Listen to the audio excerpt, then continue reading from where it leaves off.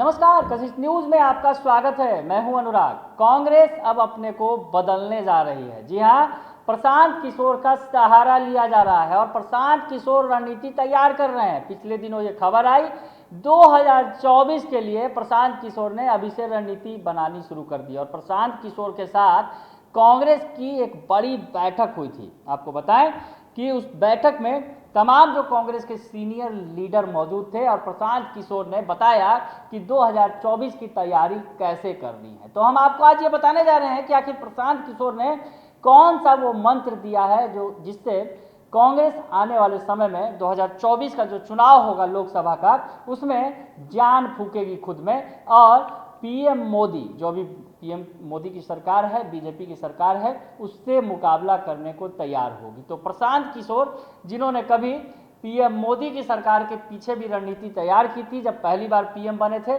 नरेंद्र मोदी, और अब एक बार प्रशांत किशोर राहुल गांधी को पीएम बनाने के लिए रणनीति तैयार कर रहे हैं। तो ये बैठक जो हुई थी, आपको बताएं पूरी खबर कि आखिर क्या है मामला। दरअसल है कि बुधवार को जो बैठक हुई थी जिसमें राजस्थान के मुख्यमंत्री अशोक गहलोत, छत्तीसगढ़ के मुख्यमंत्री भूपेश बघेल के साथ उन्होंने चर्चा की थी।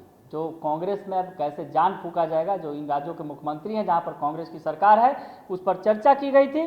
और पार्टी में जो मुख्य प्रवक्ता थे रणदीप सुरजेवाला ने कहा था कि जो प्रशांत किशोर ने जो सुझाव दिए हैं और सुझावों पर मंत्रणा का दौर अगले 1-2 दिनों में संपन्न हो जाएगा। कांग्रेस अध्यक्ष सोनिया गांधी के आवास पर यह बैठक हुई थी। तो समझा जा सकता है कि कितनी महत्वपूर्ण बैठक थी। कांग्रेस की अध्यक्षा जो सोनिया गांधी, उनके आवास पर यह बैठक हुई और उसमें कांग्रेस के जो तमाम आला नेता वो शामिल हुए और प्रशांत किशोर के साथ भविष्य की रणनीति तय की गई। यानी जो पीके हैं प्रशांत किशोर, जिन्होंने तमाम सारी पार्टियों के लिए रणनीतियाँ तैयार की हैं। बिहार के बक्सर के रहने वाले हैं प्रशांत किशोर। इससे पहले उन्होंने बीजेपी के लिए रणनीति तैयार की थी, बाद में बिहार के सीएम नीतीश कुमार के लिए रणनीति बनाई और उसके बाद बंगाल की मुख्यमंत्री ममता बनर्जी के लिए भी उन्होंने रणनीति तैयार की। उसके अलावा और भी कई जगहों पर उन्होंने अपना दांव दिखाया और दम दिखाया और शायद इनका जो दांव हर जगह चला और बेहतर तरीके से जिस पार्टी के लिए उन्होंने काम किया, रणनीति तैयार की,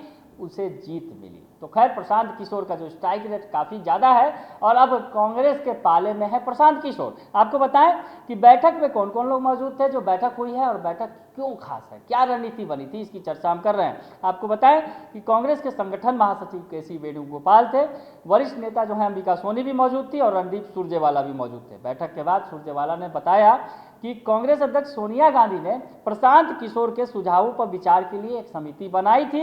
इन सुझावों में कांग्रेस संगठन को और प्रभावी और आने वाले चुनावों में संगठन को चुस्त दुरुस्त करने के लिए, संगठनात्मक बदलाव करने के लिए, संगठन के लोगों को आकांक्षाओं के अनुरूप बनाने के लिए ये जो बातें की गई थी वो शामिल थी। इन सुझावों पर पिछले कई दिनों से जो मंत्रणा की जा रही है, तो कांग्रेस लगातार खुद को मजबूत करने की कवायद में जुटी हुई है और अब प्रशांत किशोर का साथ लिया जा रहा है। यानी पीके का साथ मिल गया है कांग्रेस को और पीके ने अपनी रणनीति बताई है कांग्रेस के नेताओं को सोनिया गांधी के सामने। हम आपको बताएं कि सुरजेवाला ने जो बताया है कि समिति ने यह समझा कि संगठन को और प्रभावी बनाने के लिए दोनों मुख्यमंत्रियों से उनके सुझाव लेने जरूरी हैं। ऐसे में दोनों मुख्यमंत्रियों से भी मंत्रणा की गई। सुरजेवाला ने कहा है कि हमें उम्मीद है कि 24 से 48 घंटे में जो ये मंत्रणा है, यानी जो डिस्कशन चल रहा है पार्टी के वरिष्ठ नेताओं के बीच और प्रशांत किशोर के बीच, ये पूरी हो जाएगी। उसके बाद इस मंथन में कुछ बड़ा निकलकर सामने आएगा कि कांग्रेस को 2024 के लिए आखिर क्या कुछ करना है। तो पीके की जो क्या रणनीति है उसका खुलासा अभी और भी होगा। हम आपको बताएं हालांकि जो रणनीति सामने आई है कि आखिर क्या है, प्रशांत किशोर कौन सी रणनीति बता रहे हैं कांग्रेस को 2024 में, किस तरह से वो जीत दिलाएंगे। तो प्रशांत किशोर ने कांग्रेस अध्यक्ष सोनिया गांधी के आवास पर जो बैठक हुई थी उसमें शीर्ष नेतृत्व और वरिष्ठ नेताओं के समक्ष जो पार्टी में भी शामिल होने की इच्छा जताई और अगले लोकसभा चुनाव की जो रणनीति का खाका भी पेश किया उन्होंने।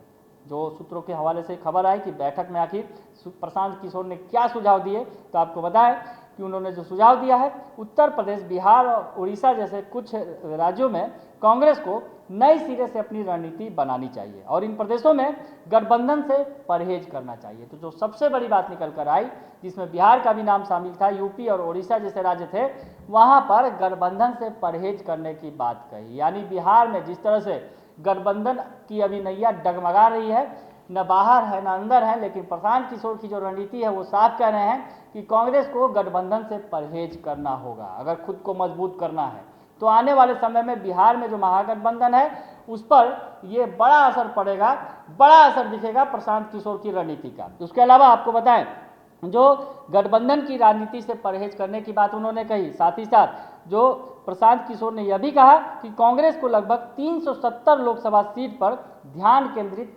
करना चाहिए। यानी जो प्रशांत किशोर हैं 370 की जो रणनीति पर काम कर रहे थे, तो 370 का फॉर्मूला उन्होंने कांग्रेस को दिया है।